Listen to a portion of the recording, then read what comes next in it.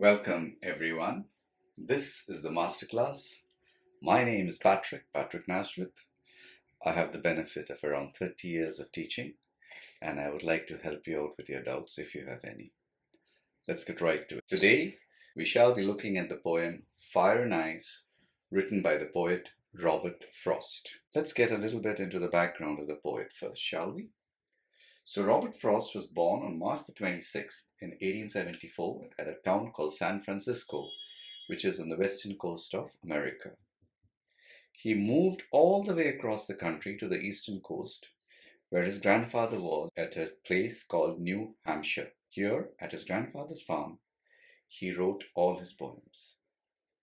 They did not find much of an audience in America, and he accepted a post in England.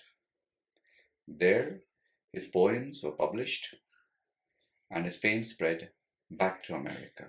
When World War I broke out, he came back to America to find himself a celebrity in his own country.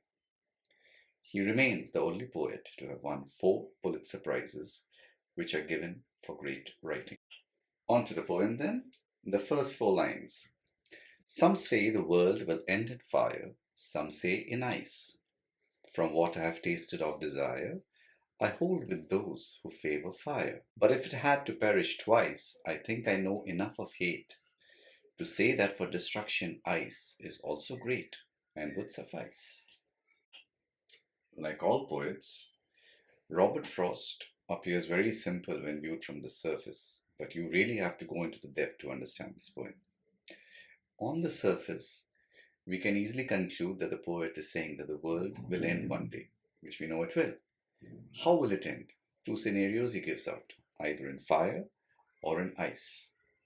Across history, we have heard about the Ice Age, which destroyed a great deal of life on this planet, or fires breaking out, like for example the meteor that hit the earth and destroyed life, much of life as we know at that time.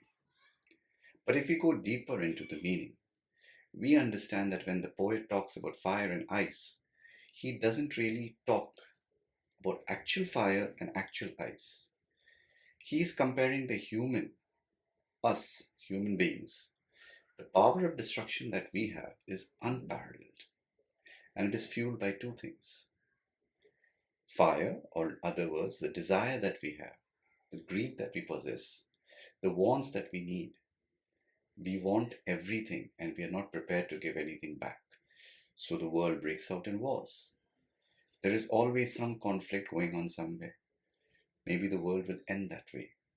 It will end because of the greed of humankind, of the bloodlust of humankind, of the very nature of humankind. Or maybe it will end in ice. Here, ice is like another emotion, hatred. So you like somebody or you don't like somebody. You might stop talking to a person because you don't like that person. You escalate it from not talking to him to fighting with him, to beating him up, to killing them. And that is also a way for the world to end. Both things, unchecked desire and unchecked hatred, can lead to the destruction of life and this planet as we know it. And the poet warns us about that. So in other words, it is actually a very, very important reminder that we as human beings hold the life and well-being of this planet in our hands. And how it will all end, how this world will come to an end, is also in our hands. So we must be careful of our action. The main themes then, simple. Destruction of the earth caused by 2 main elements. Desire, which is being equated with fire, hate, which is being equated with ice, and the potential of humans and humankind to destroy themselves and everybody and everything around us as we know it. That's it then. The end of the lesson. I hope I have been able to help you.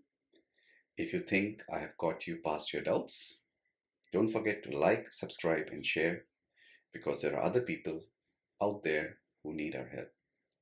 Don't you think?